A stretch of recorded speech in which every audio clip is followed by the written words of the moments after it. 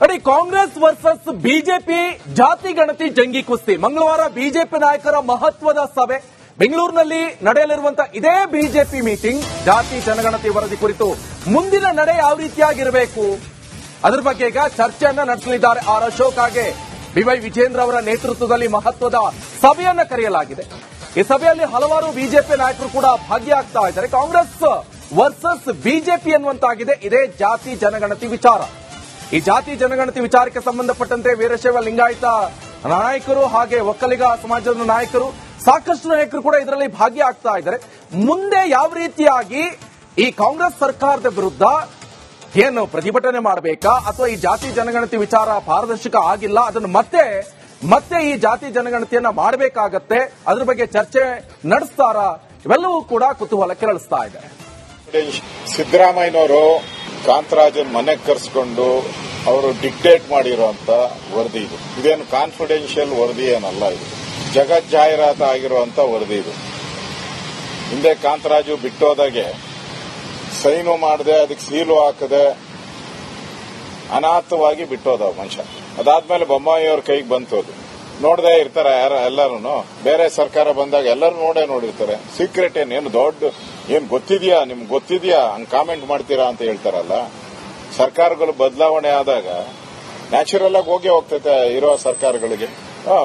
ಇಲ್ಲಾಂದ್ರೆ ಹಿಂಗ್ ವರದಿ ಹೆಂಗ್ ತಯಾರು ಮಾಡಕತ್ತದೆ?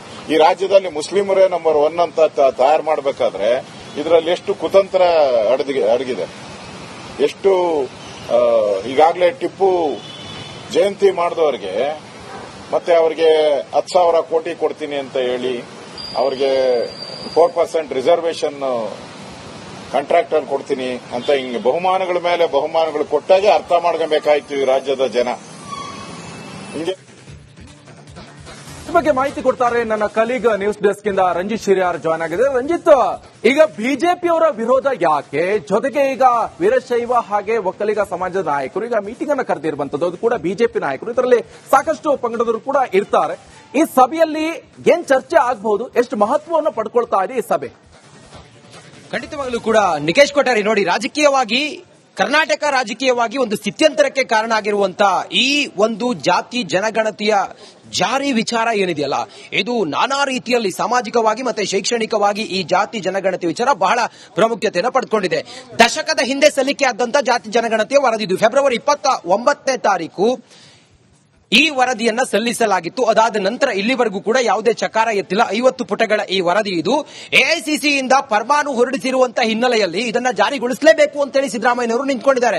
ಇದು ಜಾರಿ ಆದ್ರೆ ಏನು ಆಗುತ್ತೆ ಅಂತ ಕೇಳಿದ್ರೆ, ಅಲ್ಪಸಂಖ್ಯಾತರು ಅದರಲ್ಲೂ ಕೂಡ 70 ಲಕ್ಷದವರೆಗೂ ಕೂಡ 1 to ಡಬಲ್ ಆಗುತ್ತೆ ಅವರ ಮುಸ್ಲಿಮರ ಸಂಖ್ಯೆ. ಹಾಗೆ ಲಿಂಗಾಯತರು 65 ಲಕ್ಷ, ಹಾಗೆ ಒಕ್ಕಲಿಗರು 60 ಲಕ್ಷದ ಕುರುಬ 45 ಲಕ್ಷ ಆಗುತ್ತೆ. ಅಂದ್ರೆ ಎಲ್ಲವೂ ಕೂಡ ಈಗಿರುವಂತ ಎಲ್ಲ ನಂಬರ್ಸ್ ಕೂಡ ವೇರಿ ಆಗುತ್ತೆ. ಇದು ಒಂದ್ ವೇಳೆ ಜಾರಿ ಆದ್ರೆ ಬಹಳ ತೊಡಕಾಗುತ್ತೆ ಅನ್ನೋದ್ರ ಬಗ್ಗೆ ಚರ್ಚೆಗಳೆಲ್ಲವೂ ಕೂಡ ಇದಾವೆ.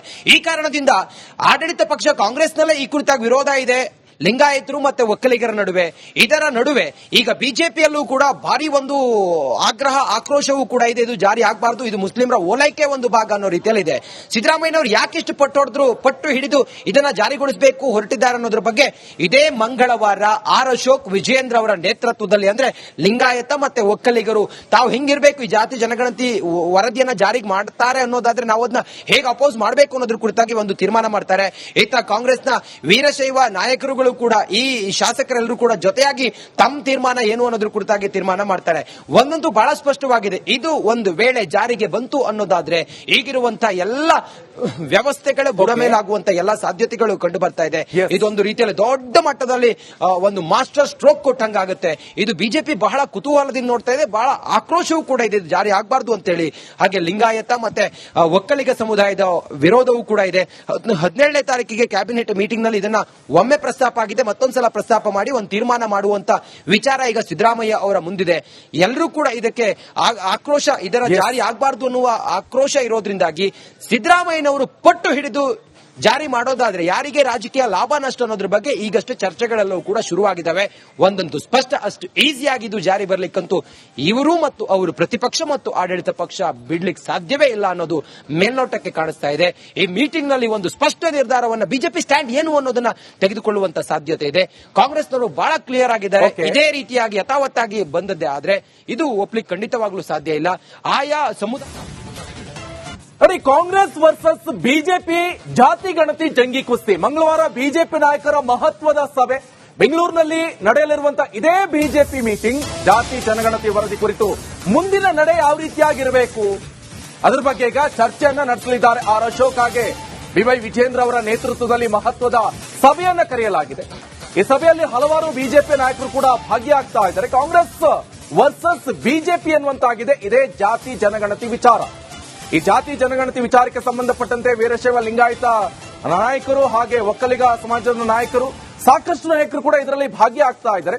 ಮುಂದೆ ಯಾವ ರೀತಿಯಾಗಿ ಈ ಕಾಂಗ್ರೆಸ್ ಸರ್ಕಾರದ ವಿರುದ್ಧ ಏನು ಪ್ರತಿಭಟನೆ ಮಾಡಬೇಕಾ ಅಥವಾ ಈ ಜಾತಿ ಜನಗಣತಿ ವಿಚಾರ ಪಾರದರ್ಶಕ ಆಗಿಲ್ಲ, ಅದನ್ನು ಮತ್ತೆ ಈ ಜಾತಿ ಜನಗಣತಿಯನ್ನ ಮಾಡಬೇಕಾಗತ್ತೆ, ಅದ್ರ ಬಗ್ಗೆ ಚರ್ಚೆ ನಡೆಸ್ತಾರ, ಇವೆಲ್ಲವೂ ಕೂಡ ಕುತೂಹಲ ಕೆರಳಿಸ್ತಾ ಇದೆ.